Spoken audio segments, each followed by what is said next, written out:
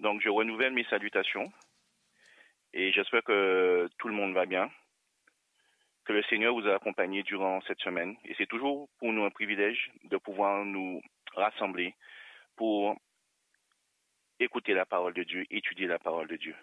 Et nous devons toujours être reconnaissants envers le Seigneur de nous permettre de nous lever le matin, de pouvoir, au final, vaquer à nos différentes occupations, de pouvoir nous réjouir dans le sabbat et de fraterniser autour de sa parole.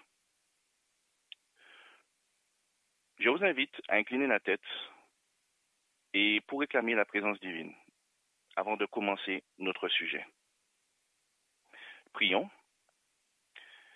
Seigneur éternel, Créateur des cieux et de la terre, nous te sommes infiniment reconnaissants pour tes bienfaits, ta paix, ta grâce, ton amour que tu déverses jour après jour sur nous. Merci de prendre soin de ton peuple. Merci de prendre soin de tes enfants. En ce jour où nous sommes rassemblés, en ce jour de sabbat, jour que tu as mis à part, jour que tu as béni, une partie de tes enfants est rassemblée sous cette radio. Nous te prions, Seigneur, de nous accorder ton Esprit Saint, afin que ce qui sera dit soit une bénédiction pour tout un chacun.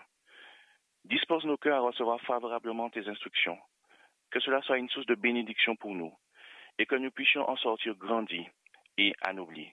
Nous t'en prions, au nom de Jésus. Amen.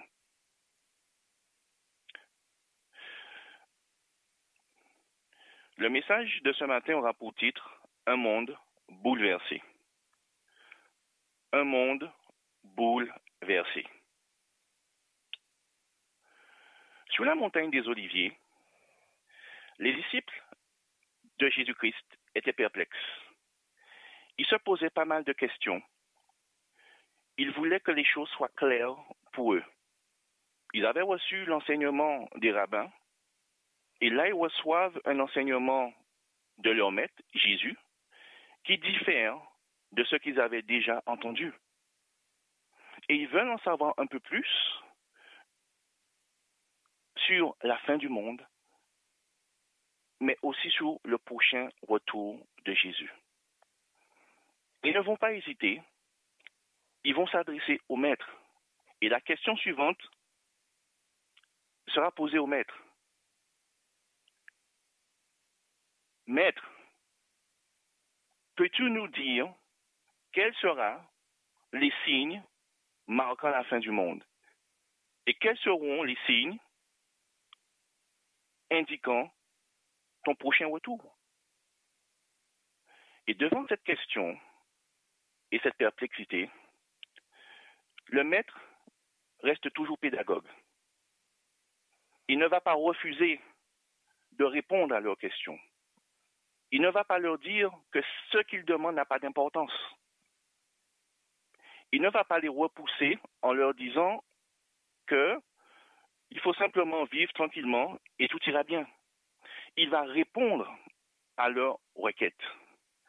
Parce qu'il sait très bien que ces signes seront importants pour ses serviteurs. Ces serviteurs doivent avoir des poteaux indicateurs qui leur permettent d'identifier les temps dans lesquels ils vivent, mais aussi de pouvoir toujours veiller et savoir en fin de compte à quel moment le maître est sur le point de revenir. Et en dépit du fait que ce qu'il va leur raconter dans Matthieu chapitre 24 et dans Luc chapitre 21, en dépit du fait que ce ne soit pas agréable, que cela puisse faire peur, le maître ne va pas retenir les informations. Il va leur dire concrètement ce qui les attend. Et lorsqu'on va entrer dans ces chapitres, vous verrez que ce qui les attendait n'était pas fameux. Cela pouvait faire peur. Mais pour autant, le maître leur a donné des informations. Aujourd'hui, dans certaines églises, et même chez nous, on refuse d'aborder certains sujets. On refuse d'aborder certains chapitres de la Bible, car on prétexte que cela peut faire peur aux membres, que cela peut faire peur au peuple et qu'il faut mieux faire table rase et laisser ça de côté.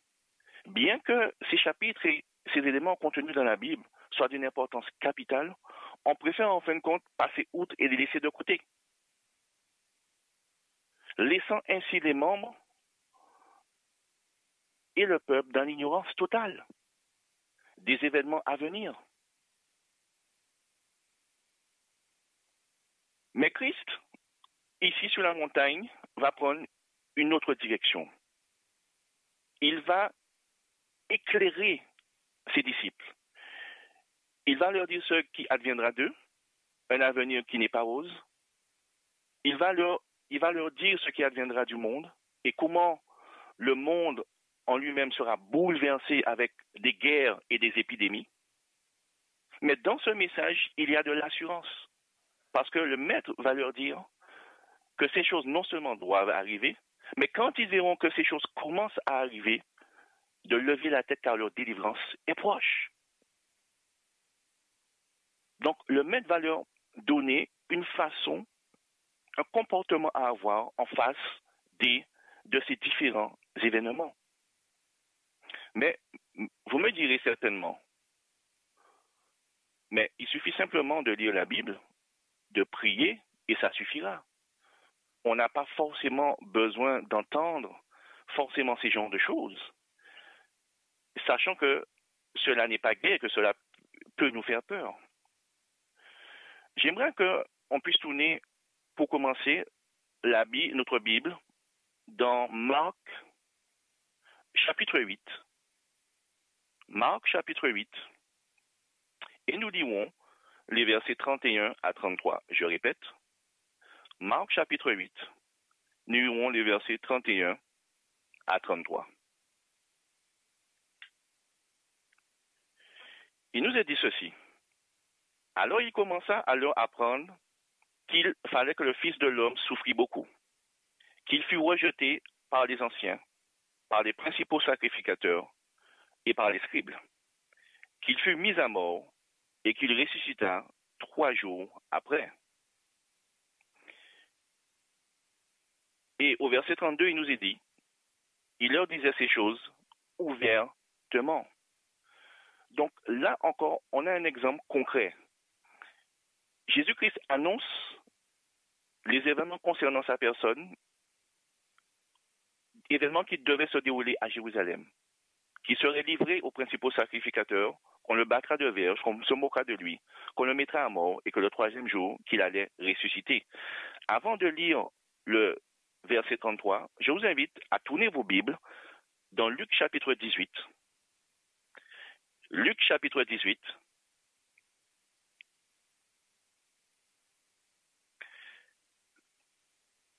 Et nous lirons les versets 31 à 34. Luc chapitre 18, versets 31 à 34. Il nous est dit ceci. Jésus prit les 12 auprès de lui et leur dit, « Voici, nous montons à Jérusalem. Et tout ce qui a été écrit par les prophètes au sujet du Fils de l'homme s'accomplira. Car il sera livré aux païens, on se moquera de lui, on l'outragera, on crachera sur lui, et après l'avoir battu de verge, on le fera mourir. Et le 3e jour, il ressuscitera. » Mais ils ne comprirent rien à cela. C'était pour eux un langage caché, des paroles dont ils ne connaissaient pas le sens. Ici, Christ va leur dire encore ce qui est écrit, ce dont ont parlé les prophètes à son sujet, la manière dont il va souffrir, Ésaïe 53. Donc ces textes n'étaient pas inconnus aux disciples. Les disciples connaissaient ces textes. Pourtant, quand le Fils de l'homme va en parler, la Bible nous dit qu'ils ne vont rien y comprendre. C'était comme un langage caché qu'utilisait le Fils de Dieu. Pourquoi cela? Parce qu'ils avaient reçu un enseignement au préalable des prêtres qui n'avait rien à voir avec ce que Jésus-Christ leur disait. Les textes et l'interprétation qu'ils ont reçus différaient largement de ce que Christ leur a enseigné lorsqu'il était sur terre. À tel point qu'ils avaient en vue un royaume terrestre lors de la première venue de Jésus où ils seraient les principaux sujets, mais aussi ils avaient l'espérance que Christ allait les débarrasser du joug romain, qu'ils allaient être délivrés de la puissance romaine. Et ces attentes et cette vision les empêchaient de recevoir la parole du Seigneur. Pourtant, ils marchaient avec Jésus, ils écoutaient ses enseignements. Pourtant, cela n'arrivait pas à pénétrer leur cœur et leur esprit. Et je vous invite à retourner dans Marc cette fois-ci, et nous allons lire le verset 33 qu'on avait omis de lire précédemment. Et il est dit ceci. Pierre, l'ayant pris à part, se mit à le reprendre. Mais Jésus, se retournant et regardant ses disciples, réprimanda Pierre et dit, « Arrière de moi, Satan, car tu ne conçois pas les choses de Dieu. Tu n'as que des pensées humaines. » Et Christ va lire dans le cœur de Pierre et va comprendre pourquoi il va le reprendre. Parce que Pierre n'acceptait pas ces paroles du Christ, qu'il allait mourir et qu'il allait être battu de verge. Pourquoi? Parce que dans sa tête, le Christ serait invincible et que le libérateur ne pourrait pas mourir. Il faut d'abord qu'il nous débarrasse des Romains et il faut qu'il établisse son royaume. Quelle était la pensée de Pierre? Et Christ était obligé de le réprimander pour lui dire que sa pensée ne va pas dans la bonne direction. Et au contraire, ses pensées ne permettent pas au final à la parole de Dieu non seulement de pénétrer son cœur, mais au moins de s'accomplir dans sa vie. Tout cela pour vous montrer que bien que Jésus-Christ les avait avertis des événements devant se dérouler à Jérusalem concernant sa mort et sa résurrection, les enseignements qu'ils avaient reçus les empêchaient de se projeter. La parole de Dieu ne pouvait pas pénétrer leur cœur. Et quand justement Jésus-Christ a été capturé, livré dans la main des païens, battu de verge et cloué sous la croix, tous les disciples avaient pris la fuite. C'est comme si Jésus-Christ ne les avait jamais préparés ou il ne les avait jamais annoncé quoi que ce soit concernant l'avenir. Et ce n'est qu'au moment de sa résurrection que les paroles de Christ revinrent à l'esprit des apôtres et qu'ils comprirent ce que le Maître voulait leur enseigner. Et qu'ils comprirent au final que ce qu'ils avaient reçu comme enseignement des prêtres était erroné. Et que Jésus-Christ avait la parole de vie.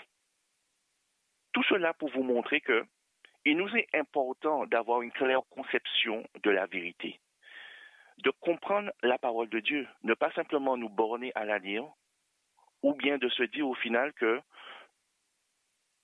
je peux essayer de faire de mon mieux, si je prie, je vais à l'église, mais ces choses sont bonnes, mais il faut aller encore plus loin. Et on voit que les apôtres, malheureusement, n'ayant pas accepté la parole provenant de Dieu, n'étaient pas préparés pour le test. Ils n'étaient pas là pour soutenir le Maître. Et même dans le jardin de Gethsémane, ils s'endormirent. Ils n'ont même pas pu prier avec lui pendant 1 heure. Donc, il est important pour nous d'avoir cette claire conception de la vérité, d'avoir ces poteaux indicateurs qui nous permettent de savoir dans quel temps nous vivons et de savoir en fin de compte quels sont les signes que les maîtres a donnés montrant son prochain avènement, montrant que la fin du monde est proche et que nous devons être prêts à tenir debout et à faire face aux événements qui doivent arriver. J'aimerais vous lire une citation tirée de Tragédie des siècles.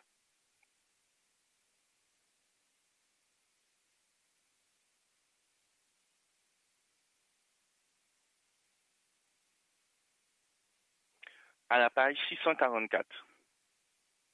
Tragédie des siècles, à la page 644. Il nous est dit ceci.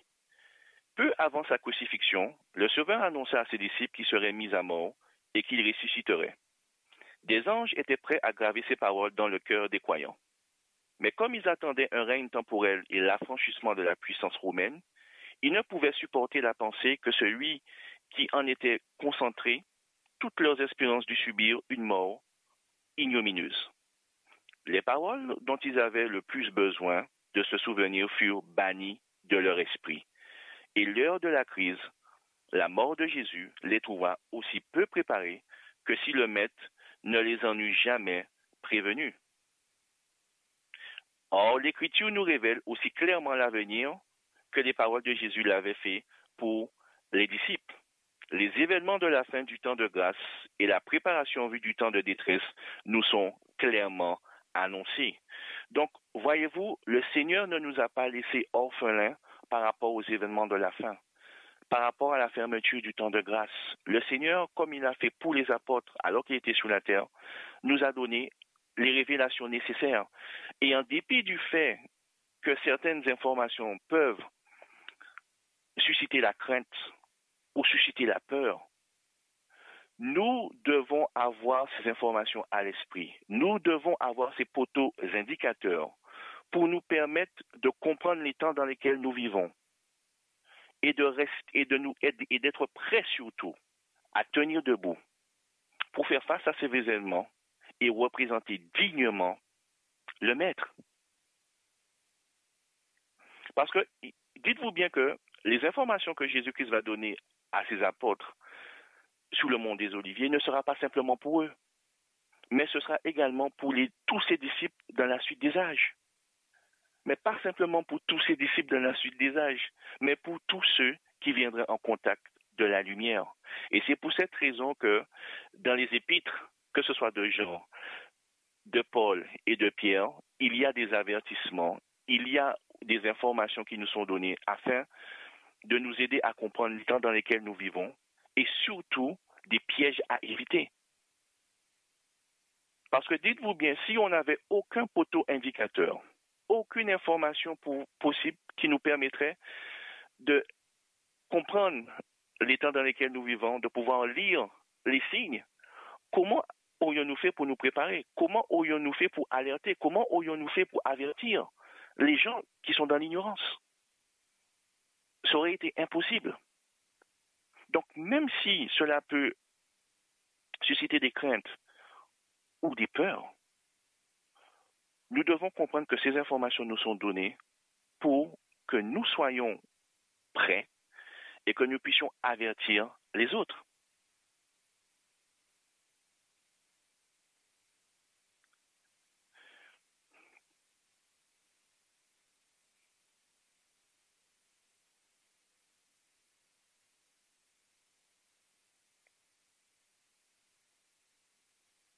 Il nous faut être capable de donner une réponse à quiconque qui nous demanderait les raisons de notre espérance. Et je vous invite à tourner vos Bibles dans 2 Timothée chapitre 2. 2 Timothée chapitre 2.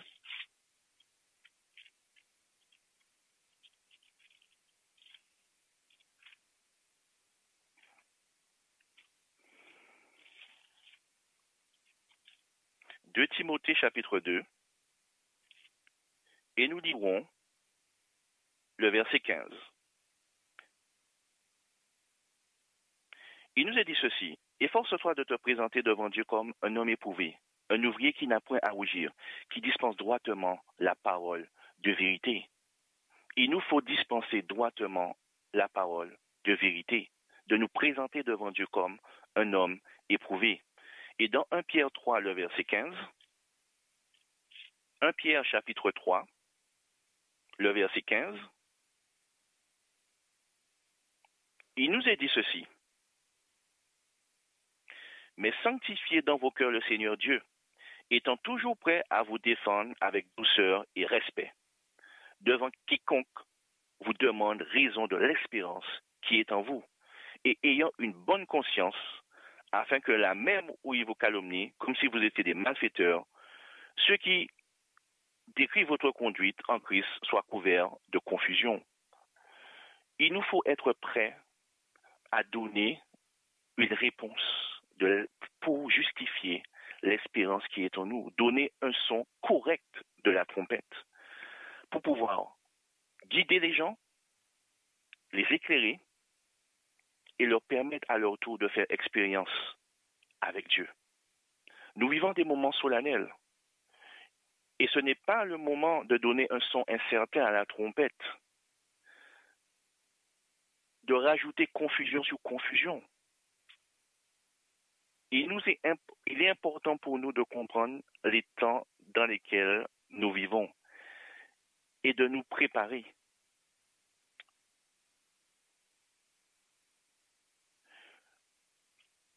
Quand les gens du monde paniquent ou bien ont une certaine crainte, une perplexité qui les saisit par rapport à une pandémie ou à un événement ou à un drame quelconque, et qui ne savent pas dans quel sens aller, ça peut se comprendre. La lumière ne leur a pas été donnée. Mais quand ce sont des chrétiens eux-mêmes qui rajoutent confusion sur confusion et donnent un son incertain à la trompette, cela démontre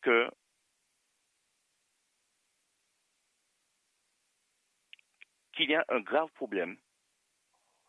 Et quand ce sont dessus quoi des adventistes du 7e jour qui donnent un son incertain à la trompette, et c'était encore plus grave. Pourquoi je vous dis tout ceci?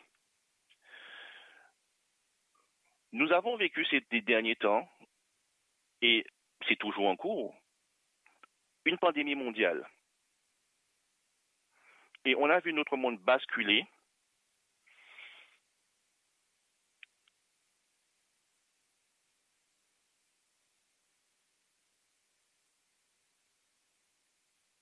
dans une sphère quasiment totalitaire.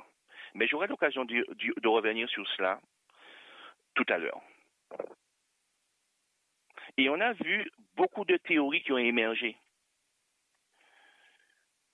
Beaucoup de vents de doctrine disant que cette pandémie du COVID-19, c'était la marque de la bête. C'était les 7 derniers fléaux qui descendaient sur terre. Ou bien que c'était un jugement de Dieu sur la terre. Comme je vous l'ai dit, si c'est le monde ou bien en fin de compte des chrétiens qui ne sont peut-être pas avertis de certains éléments de la Bible, ça peut se comprendre. Mais quand ceux qui ont reçu la lumière claire sur ces éléments font partie de ceux qui font véhiculer ces informations, cela est encore plus grave. Parce que c'est donner un son incertain à la trompette et c'est rajouter de la confusion sur de la confusion. Et dites-vous bien que le diable aime ces genres de situations. Il crée une panique mondiale et il pousse certains qui sont très aidés à donner des informations contradictoires. Et dans quel but? C'est pour empêcher aux serviteurs de Dieu d'avoir une claire conception de la vérité. Si vous ne comprenez pas la vérité, si vous ne prenez pas le temps d'étudier en profondeur et de lire suffisamment, de faire expérience avec Dieu, vous aurez du mal à comprendre ce qui se passe dans le monde. Vous aurez du mal à comprendre au final les appels du Seigneur. Vous aurez du mal à discerner la pure vérité de Dieu. Et vous serez ballotté par tout vent de doctrine. Vous entendrez le tout et son contraire. Et à tel point que vous ne saurez dans quel sens aller.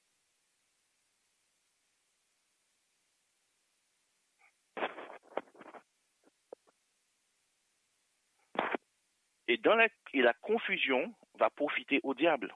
Parce qu'au lieu d'aller à droite ou d'aller à gauche, vous allez préférer rester sans rien faire, dans une position de tiédeur. Et alors là, vous serez soumis entièrement à l'ennemi.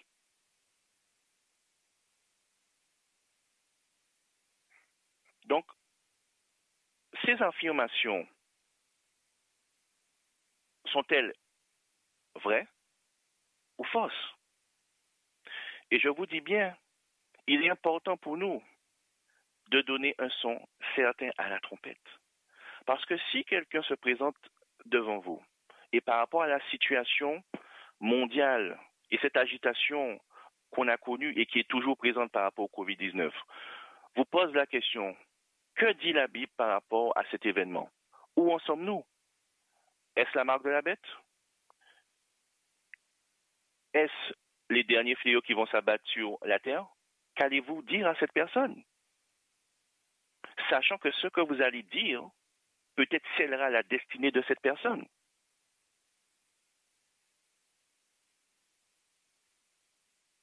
Il nous faut donner un son certain de la trompette. Et quand je dis un son certain, c'est parler de la vérité. Une vérité claire, une vérité qui guidera les gens vers Jésus. Non pas qui éloignera les gens du Sauveur. Et j'aimerais prendre avec vous quelques passages bibliques pour étayer le raisonnement. Je vous invite à tourner vos Bibles dans Matthieu chapitre 24.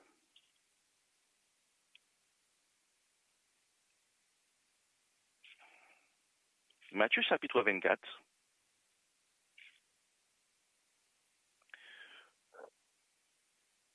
Le Maître va nous donner une indication importante concernant la fin des temps. Il nous dit, dans Matthieu chapitre 24 au verset 14, « Cette bonne nouvelle du royaume sera prêchée dans le monde entier pour servir de témoignage à toutes les nations. Alors viendra la fin. » L'évangile doit être prêché dans le monde entier pour servir de témoignage. Qu'est-ce que cela veut dire? Cela veut dire que l'évangile doit être compris par tous les hommes. Un évangile pur, sans altération humaine, sans contrefaçon. Cet évangile doit parcourir le monde et pénétrer partout. Cet évangile doit être compris. Les conséquences aussi liées à son acceptation, à son rejet doivent être comprises, afin que chaque personne qui va prendre cette décision d'accepter ou de rejeter l'évangile puisse le faire en connaissance de cause.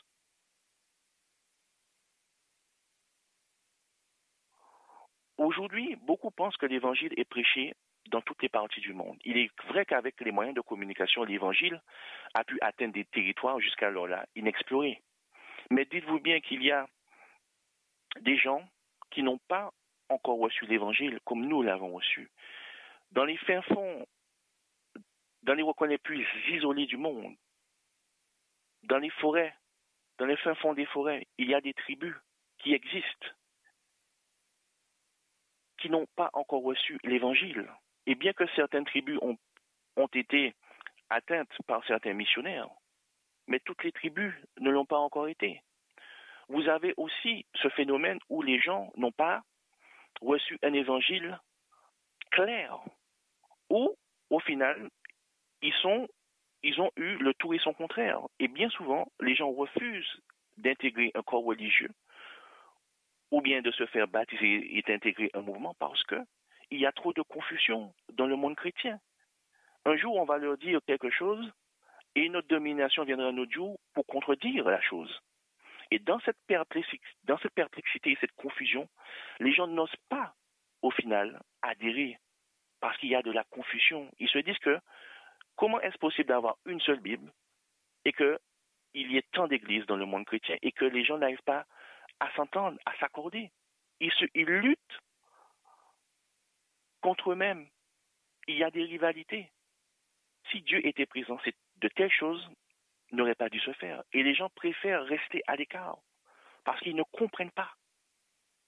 Et cet évangile qui doit être prêché dans le monde entier pour servir de témoignage doit corriger tout cela et doit permettre aux gens du monde d'avoir une claire conception de la vérité de Dieu, de la personne de Dieu, de la personne de Jésus-Christ. Et aussi du caractère de son royaume. Ça me fait penser au témoignage que nous a donné un frère il y a 2 semaines de cela, où dans son église, il y avait plusieurs familles qui se préparaient pour recevoir le baptême. Et lors d'une classe baptismale, le pasteur qui les préparait, avec son collègue,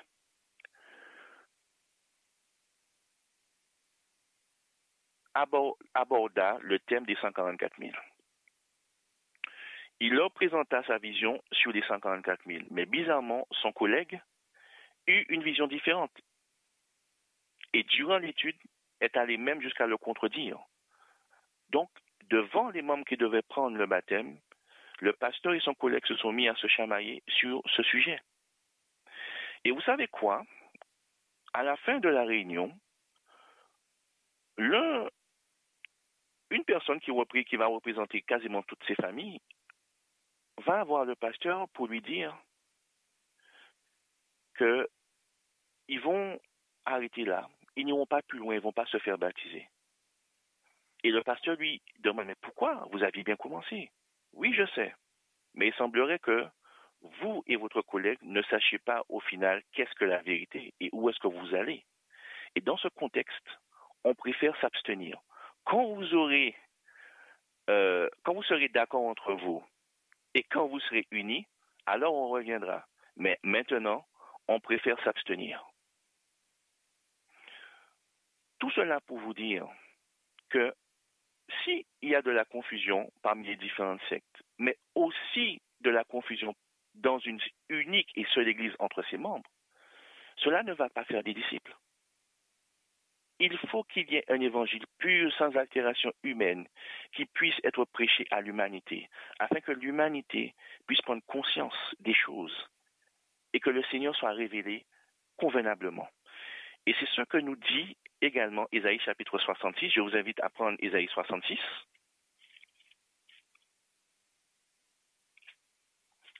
Ésaïe chapitre 66.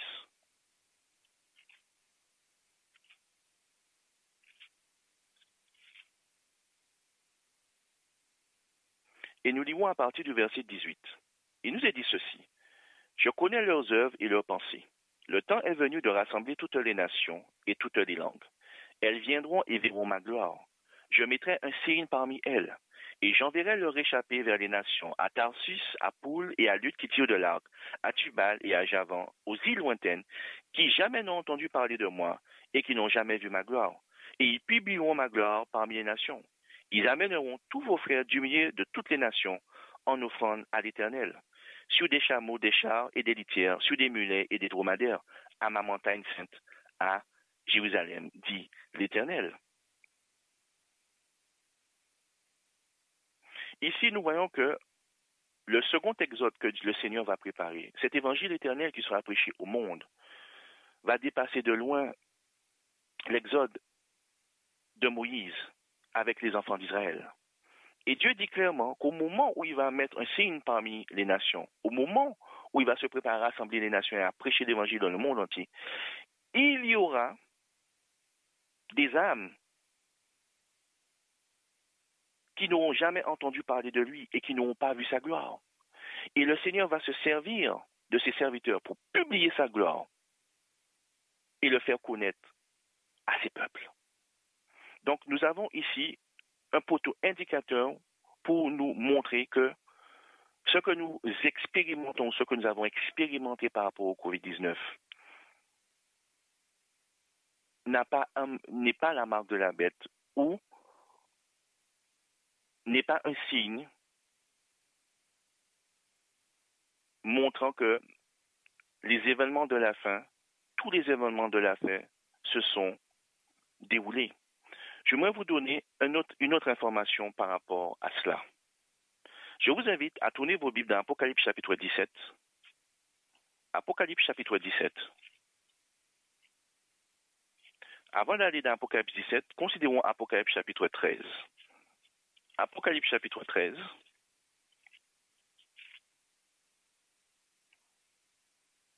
Apocalypse chapitre 13. Et nous lirons à partir du verset 15. Et il nous est dit ceci. Et il lui fut donné d'animer l'image de la bête, afin que l'image de la bête parlât. Et qu'elle fit que tous ceux qui n'adoreraient pas l'image de la bête fussent tués. Et elle fit que tous petits, riches et grands, pauvres, libres et esclaves, reçussent une marque sur leur main droite ou sur le front. Et personne ne peut acheter ni vendre sans avoir la marque, le nom de la bête ou le nom de son nom. Ici, nous voyons que le Seigneur nous avertit sur la mise en place d'un gouvernement mondial qui sera contrôlé par la seconde bête, qui fera une image de la première bête, c'est-à-dire qu'il fera revivre les principes qui existaient au Moyen Âge. Et par les lois forcera à l'acte de culte, de vénération, des principes de la première bête. Et tous ceux qui ne voudront pas se soustraire seront mis à mort. Et pour pouvoir avoir une vie normale, entre guillemets, il faudra recevoir une marque sur la main droite et sur le front, sans quoi vous ne pourrez ni acheter ni vendre. Nous n'avons pas encore vu un tel processus se mettre en place, bien que nous avons ressenti quelques effets lors de la pandémie, lorsque les gens étaient confinés, où pour sortir, il fallait avoir, dans certains pays, une autorisation. Pour sortir, il fallait simplement aller faire quelques achats. Tous les achats n'étaient pas possibles. Vous ne pouviez pas acheter une voiture durant le confinement parce que les concessionnaires, les entreprises qui vendaient des voitures étaient fermées. Mais ce qui nous est décrit ici dans Apocalypse 14 nous montre clairement que nous n'avons pas atteint cela. Et j'aimerais prendre une autre citation dans Tragédie des siècles. La tragédie des siècles, à la page 664. La tragédie des siècles, à la page 664.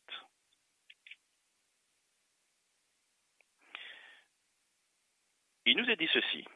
Les serviteurs de Dieu, le visage illuminé d'une sainte consécration, iront de lieu en lieu proclamer le message céleste. Des milliers de voix le feront retentir dans toutes les parties du monde.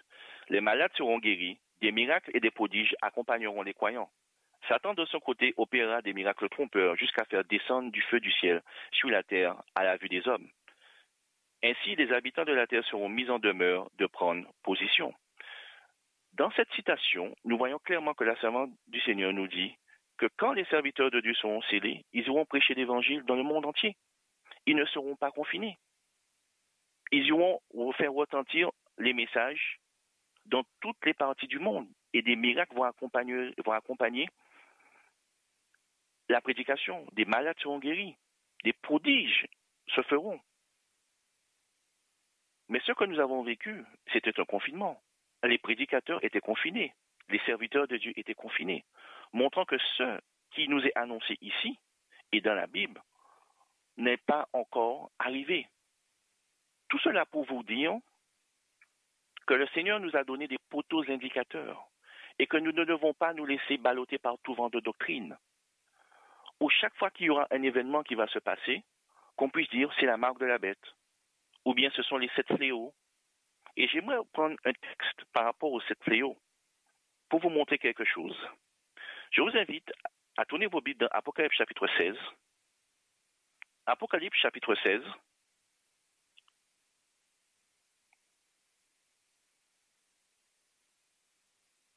Nous lirons pour commencer les versets 8 à 11 et ensuite les versets 20 et 21. Il nous est dit ceci dans Apocalypse chapitre 16, les versets 8 à 11. Le 4e versa sa coupe sur le soleil, et il lui fut donné de brûler les hommes par le feu, et les hommes furent brûlés par une grande chaleur. Et ils blasphémèrent le nom de Dieu qui a l'autorité sur les feux, et ils ne se repentirent pas pour lui donner gloire. Le 5e versa sa coupe sur le trône de la bête, et son royaume fut couvert de ténèbres. Et les hommes se mordaient la langue de douleur, et ils blasphémèrent le Dieu du ciel, à cause de leur douleur et de leur ulcère. Et ils ne se repentirent pas de leurs œuvres. Les versets 20 et 21, il nous est dit ceci. Et toutes les îles s'enfuirent, et les montagnes ne furent pas retrouvées. Et une grosse grêle, dont les grêlons pesant un talon, tomba du ciel sur les hommes. Et les hommes blasphémèrent Dieu à cause du fléau de la grêle, parce que ce fléau était très grand. Voyez-vous, la Bible nous dit qu'il y aura plusieurs fléaux, non pas un fléau. D'autre part, ces fléaux vont tomber à la fermeture du temps de grâce. C'est ce qui explique pourquoi, qu'en dépit du fait que les fléaux vont tomber sur les hommes, ils ne vont pas se repentir. Parce que l'Esprit de Dieu ne sera plus là pour pouvoir œuvrer dans les cœurs. Et Jésus-Christ aura arrêté son intercession. Ce qui n'est pas le cas aujourd'hui. Le salut est encore ouvert à tous. Donc faisons attention, frères et sœurs et amis de la vérité, aux choses que nous entendons dans nos rangs et des choses que nous entendons à l'extérieur. Dans Matthieu 24, quand Jésus-Christ a parlé d'épidémie et dans Luc 21, il n'a jamais mentionné le nom d'une épidémie ou d'une maladie spécifique. Il les a tous englobés dans des termes. Mais vous me direz, Si nous ne sommes pas aux événements liés ou nous ne sommes pas pleinement dans la marque de la bête ou bien dans les 7 derniers fléaux, où sommes-nous actuellement et où allons-nous?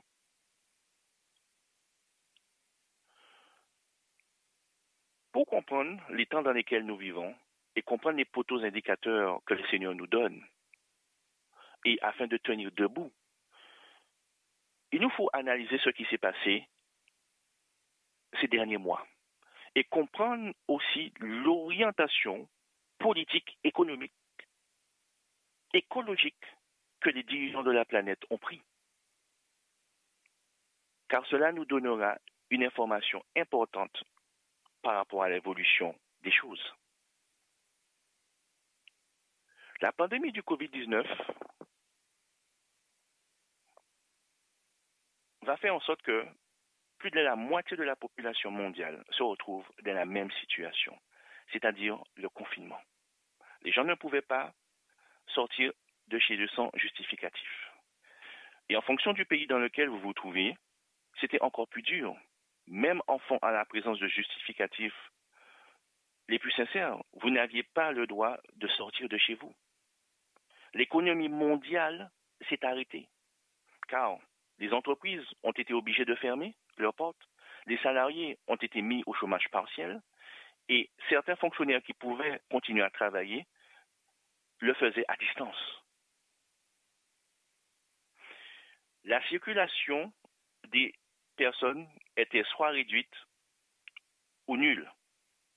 De même pour la circulation des trains, de même pour la circulation des bateaux, de même pour la circulation des avions. Et des gens se sont retrouvés bloqués sur des bateaux en croisière, d'autres sur d'autres types de bateaux. Les gens ont eu du mal à pouvoir être rapatriés dans leur pays et beaucoup sont restés bloqués pendant plusieurs mois dans des pays étrangers.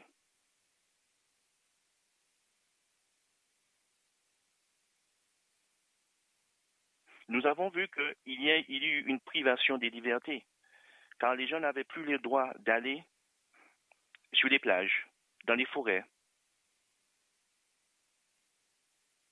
à la rivière ou bien dans les espaces verts.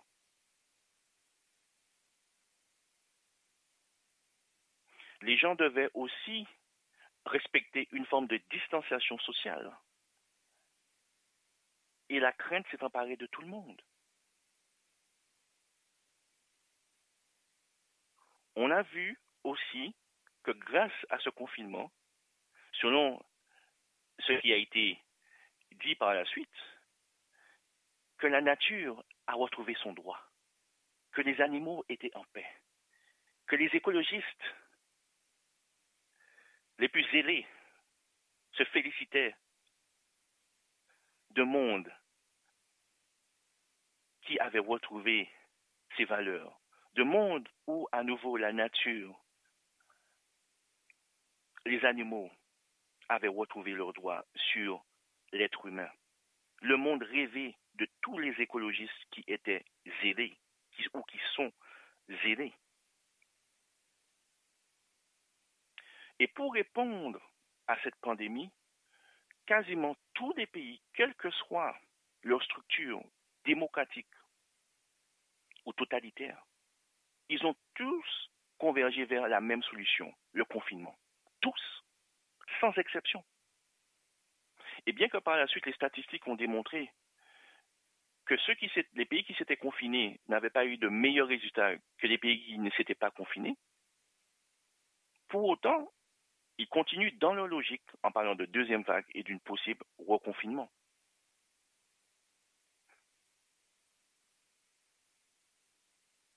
Et nous avons vu que pour pouvoir assurer la sécurité de leur population, les gouvernements ont pris des mesures restrictives en enlevant les libertés des gens et en mettant des lois libérales qui permettaient au final de pouvoir non seulement enlever les avantages acquis par les travailleurs, mais aussi de pouvoir licencier comme bon le voulait, quand il le voulait.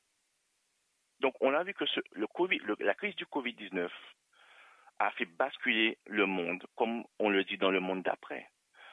Un monde dans lequel vous ne pouvez plus rentrer dans certains magasins si vous n'avez pas de masque. Un monde dans lequel vous êtes obligé de suivre une distanciation sociale. Donc la peur du voisin, la peur de l'autre.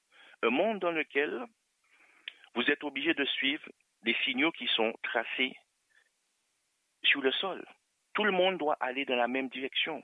Nous avons basculé dans un monde avec beaucoup plus de perplexité et d'incertitude, où les gens ne savent pas ce qui arrivera dans la suite des temps, s'ils vont garder leur emploi ou pas.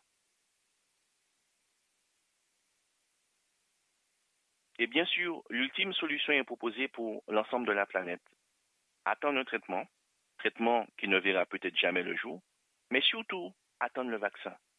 Un vaccin dont on fait l'éloge, qui permettra de retrouver une vie normale et qu'il n'y aura pas de retour à la normalité sans le vaccin. C'est un petit peu le même esprit, le même état d'esprit que vous retrouvez dans Apocalypse chapitre 13.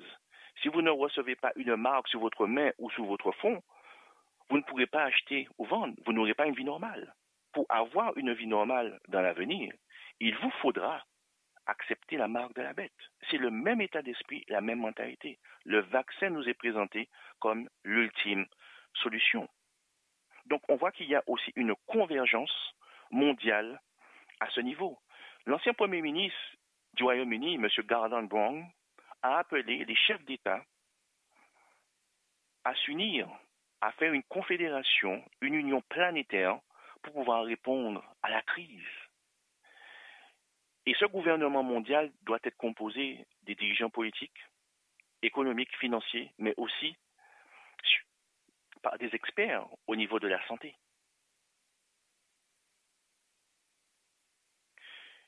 Et nous voyons que les solutions qui sont proposées, ce sont des solutions mondiales. Et dites-vous bien que lorsqu'on vous parle de gouvernement mondial, cela équivaut à dire que les nations doivent soumettre leur souveraineté à une entité mondiale qui devra diriger, dicter leurs droits à tous les niveaux. Vous voyez qu'aujourd'hui, maintenant, on nous parle du fait qu'on ne peut plus vivre comme on vivait avant, que nous sommes obligés de changer. Et les changements aujourd'hui s'opèrent dans l'écologie, dans l'éducation, au niveau économique, au niveau social et même au niveau politique. Et en parlant de niveau social, regardez ce qui se passe aux États-Unis avec ces manifestations liées à la mort d'Américains noirs. Il y a eu pas mal de Noirs qui ont été tués sous la présidence de Barack Obama. Mais cela n'avait jamais pris une telle ampleur. Alors que sous la présidence de Donald Trump, et surtout par rapport à la mort de George Floyd, nous avons vu une insurrection incroyable et des mouvements qui se sont montés un peu partout et des manifestations monstres aux États-Unis. Et ils réclament un monde où la justice sociale existe, un monde sans frontières et sans policiers. Et aux États-Unis, on commence à réformer les services de police. Ils ne seront plus utilisés comme on a connu avant pour sanctionner, poursuivre les malfrats, arrêter les plus dangereux criminels. Non, puisqu'en faisant cela, on peut tuer des gens.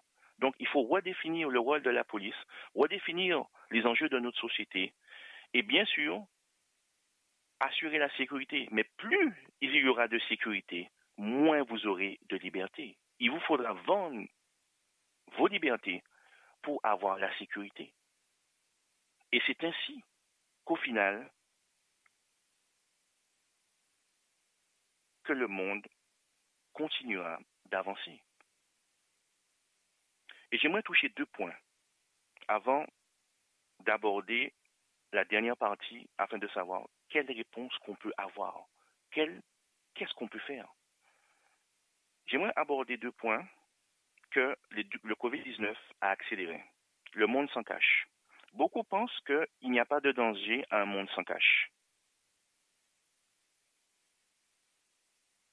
Et ils pensent au final qu'il y aura beaucoup plus de sécurité et que cela permettra de réduire le terrorisme. J'aimerais simplement indiquer que lorsqu'il y a eu les attentats de Nice, celui qui avait pris le camion et avait foncé sur les gens avait réservé le camion avec sa carte de crédit. Mais pour autant, c'est le cash qui pose problème. On a eu ce discours prononcé par un scientifique disant que le COVID-19 pouvait se transmettre par l'utilisation du cash. Et bien sûr, ça a créé une panique au niveau mondial, ce qui fait que dans les commerces aujourd'hui, on vous incite à utiliser plutôt la carte ou un autre moyen électronique, voire votre téléphone, plutôt que d'utiliser le cash. Avec la réduction du cash, vous perdez votre liberté.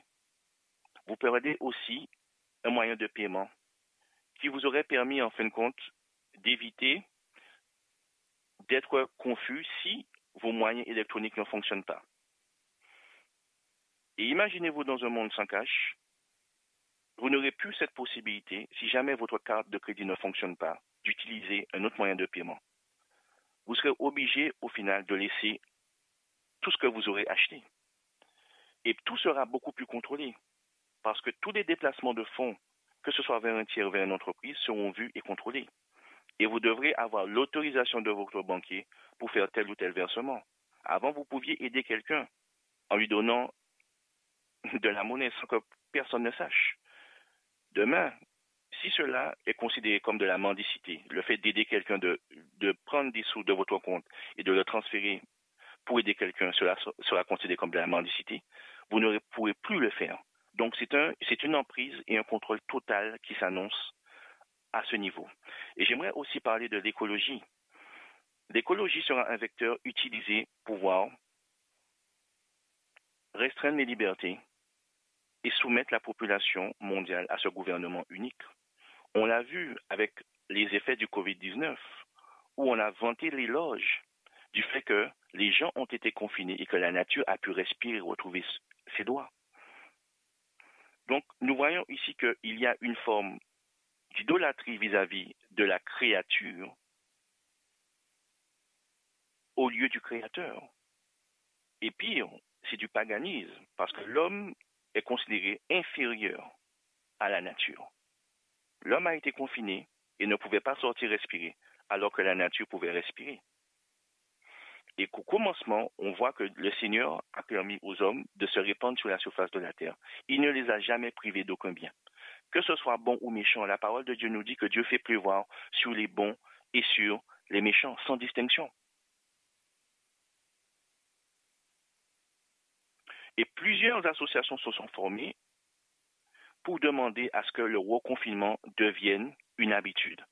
Pas successivement comme on l'a connu, 2 mois pour certains, voire plus de 2 mois pour d'autres, mais que ce soit utilisé de manière intelligente et que peut-être par mois, on puisse avoir 2 ou 3 jours où on serait confiné. Bien sûr, vous ne pourrez pas choisir le jour. Et durant ce jour, les voitures ne circuleront pas, les gens n'iront pas travailler, les gens pourront sortir simplement, passer du bon temps en famille, aller à l'église. Mais ce sera tout. Ils ne pourront pas non plus se rendre dans les magasins. Donc, il faudra une forme de sacralisation du jour qui sera choisi. Et je vous laisse deviner le jour qui sera choisi. Dans son encyclique, le pape avait déjà ouvert la voie pour que le dimanche soit sacralisé. Et on voit actuellement que les syndicats poussent fortement pour que le temps de travail soit réduit. Parce que si les gens travaillent moins, il y aura moins de circulation des hommes et beaucoup moins de transport, donc beaucoup moins de pollution. Et j'aimerais rebondir sur quelque chose aussi rapidement. Demain, les membres de la consultation citoyenne sur le climat vont rendre leur copie. Et parmi les propositions qui sont soumises au président de la République, il y a une proposition qui est tonitruante. Et j'utilise ce terme en connaissance de cause. Puisque la proposition concernant l'écocide, je dis bien l'écocide, sera soumise au président. Et l'écocide concerne tous les crimes liés à la nature. Dès que vous allez dégrader un bien lié à la nature, dès que vous allez polluer, il y aura la possibilité de vous sanctionner. Et voire même par la suite de vous emprisonner. Ne pas respecter les lois qui sont imposées par rapport à la nature sera considéré comme un crime contre la nature, comme ce fut le cas aujourd'hui avec le féminicide. Lorsqu'on tue un homme ou on tue un enfant, c'est un crime. Lorsqu'on tue une femme, c'est un féminicide. Lorsqu'on va polluer la nature, même en respirant trop, ce sera l'écocide.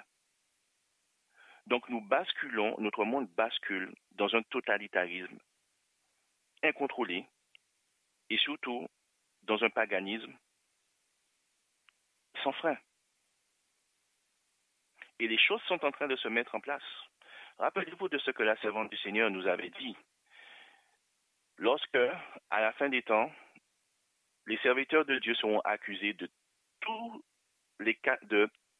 les catastrophes qui vont advenir.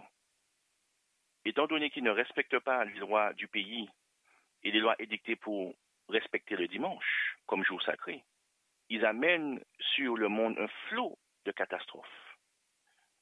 Et par la mise en place de cet écocide, ils pourront être considérés comme des criminels écologiques, devant être emprisonnés et méritant la mort. Donc nous avons vu que cette pandémie du Covid-19 nous a fait basculer dans un monde où la souffrance sera accrue, dans un monde où les libertés vont être diminuées, dans un monde où on ne pourra plus bouger le petit doigt sans être surveillé. Donc les choses aujourd'hui se mettent en place pour pouvoir préparer le gouvernement mondial. Nous n'y sommes pas encore, mais les jalons sont en train d'être posés. Et en tant que serviteurs de Dieu et enfants de Dieu, nous avons une responsabilité. Nous devons, comme je vous le disais au début, donner un son certain de la trompette. Et dans ce monde bouleversé, il faut que la lumière puisse jaillir. Le Seigneur dit de nous que nous sommes la lumière du monde et que nous ne pouvons rester cachés. Nous devons être comme cette lampe qui éclaire toute une pièce et nous devons continuer à éclairer le monde. Mais que faire aujourd'hui par rapport à la situation actuelle? Comment me préparer? Comment être prêt? Dois-je retirer tout mon argent des banques et les mettre sous mon matelas? Dois-je construire un bunker et m'y cacher? Comme ça, je serai protégé des catastrophes ou peut-être du futur gouvernement mondial à venir. Dois-je investir dans de l'or? Parce que quand l'argent sera peut-être dévalué avec une crise économique, l'or aura de la valeur. Je pourrai toujours continuer à échanger, à acheter. Quelle doit être l'attitude des serviteurs de Dieu?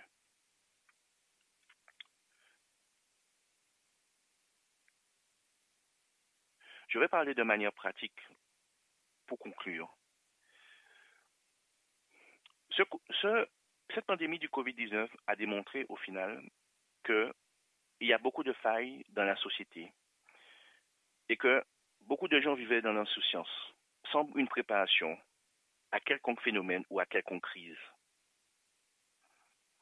Ce qui explique que les gens étaient pris par la panique, se battaient dans les magasins pour des aliments, et on a toujours l'habitude de voir ça quand il y a une crise, où les gens avaient tellement peur qu'ils ont quitté les villes et se sont réfugiés dans les campagnes. Cela doit nous alerter, frères et sœurs. Cela vraiment doit nous alerter. Si ceux qui sont dans le monde arrivent à se dire qu'il faut que je quitte les villes et que j'aille plutôt rester en campagne durant une pandémie, cela doit nous interpeller. Même des gens qui étaient contre l'école à la maison ont été obligés de le pratiquer durant le confinement. Et le Seigneur aussi nous pose la question, es-tu prêt aujourd'hui à faire face à toute éventualité? Est-ce que si demain le Seigneur doit te dire de prendre ton sac et de partir vers un endroit qui te montrera est-ce que tu es prêt à laisser tout ce que tu as derrière toi? Est-ce que simplement, dans ton sac, il y a une trousse de première nécessité que tu pourras utiliser si jamais tu as un pépin, un souci physique? Avons-nous des chaussures en bonne et due forme pour pouvoir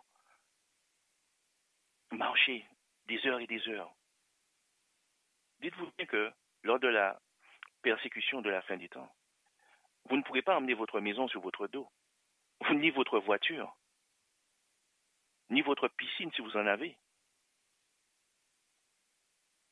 ni une multitude de vêtements, une multitude de chaussures. Ce que vous aurez, ce sera limité. Mais la plus grande des choses que vous devez avoir, c'est votre foi et votre confiance en Dieu. Et Dieu nous invite ici à être prêts, à faire face à toute éventualité. Quand je parle de tous de secours, cela est réel. Aujourd'hui, nous sommes appelés à nous débarrasser des superflus, des choses superflues que nous avons. Nous sommes appelés à vivre le plus simplement possible, le plus modestement possible.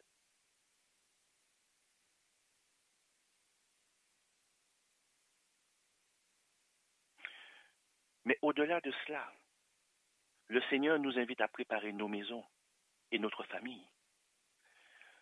Car nous ne savons pas dans quelle situation nous serons demain. Personne n'avait imaginé se retrouver confiné pendant plus de 2 mois chez lui. Aucun pays n'avait prévu cela. Les gens avaient déjà fait des projets de mariage, de baptême, de tout type de cérémonies qui ont dû être, qui malheureusement ont été annulées, voire reportées. Nous ne savons pas ce qui adviendra demain. Et si vous êtes amené à être séparé de votre femme, de votre mari, de vos enfants, il faut continuer à garder la foi. Il faut que là où vous êtes, vous puissiez être une bénédiction pour ceux qui vous entourent. Et c'est pourquoi je vous dis, et je vous invite, frères et sœurs et amis de la vérité, à pouvoir utiliser le temps que Dieu nous donne aujourd'hui, à étudier avec ferveur, à le rechercher avec ferveur, à faire la paix avec lui, à purifier nos cœurs, à purifier nos âmes, à préparer notre famille.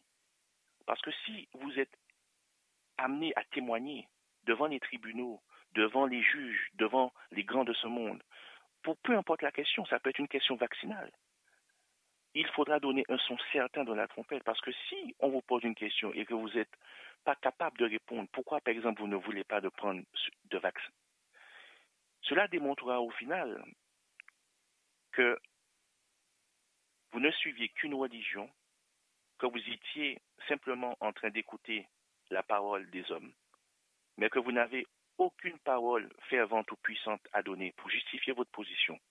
Et pensez-vous qu'avec une telle position, où vous n'avez même pas à défendre votre foi, vous pourrez convaincre les gens du monde et les grands de ce monde de la puissance de Dieu?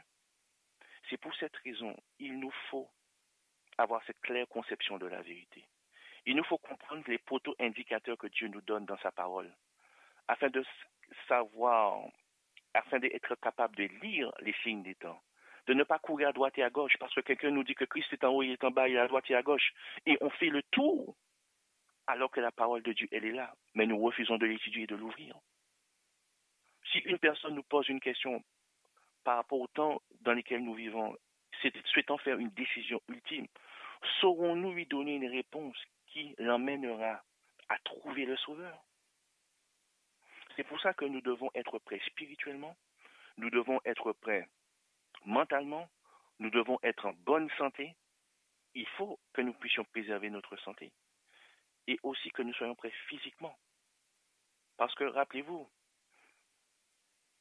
Lot se trouvait à l'entrée de la ville. Et il avait peut-être ses habitudes.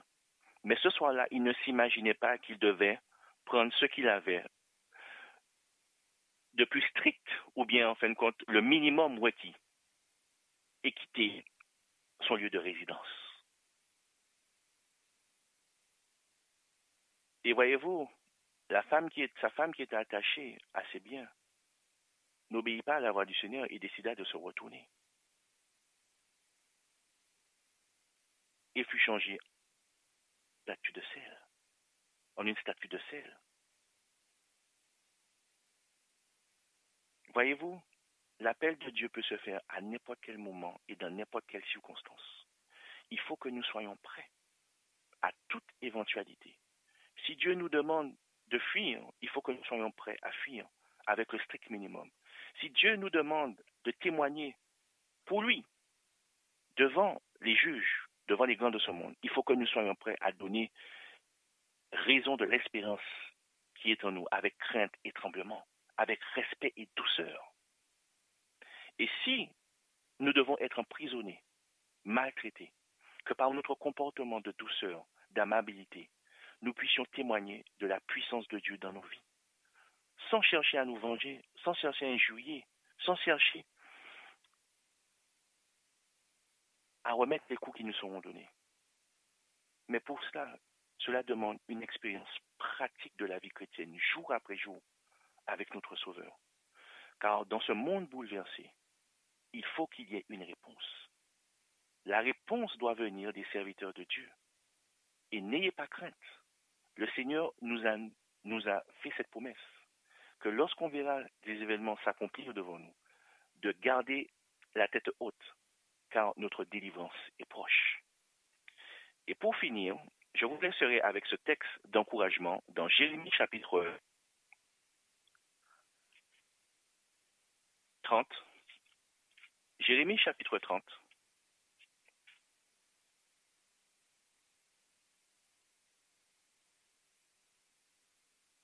Et nous lirons à partir du verset 5. Il nous est dit ceci. Ainsi parle l'Éternel. Nous entendons des cris d'effroi. C'est l'épouvante. Ce n'est pas la paix. Informez-vous et regardez si un mal enfante. Pourquoi vois-je tous les hommes les mains sur leurs reins, comme une femme en travail? Pourquoi tous les visages sont-ils devenus pâles? Malheur, car ce jour est grand. Il n'y en a point eu de semblable. C'est un temps d'angoisse pour Jacob, mais il en sera délivré. Le temps d'angoisse devant nous, mais avec Jésus-Christ, nous partons déjà vainqueurs. Et il faut que nous restions plus que vainqueurs en Jésus-Christ. Amen.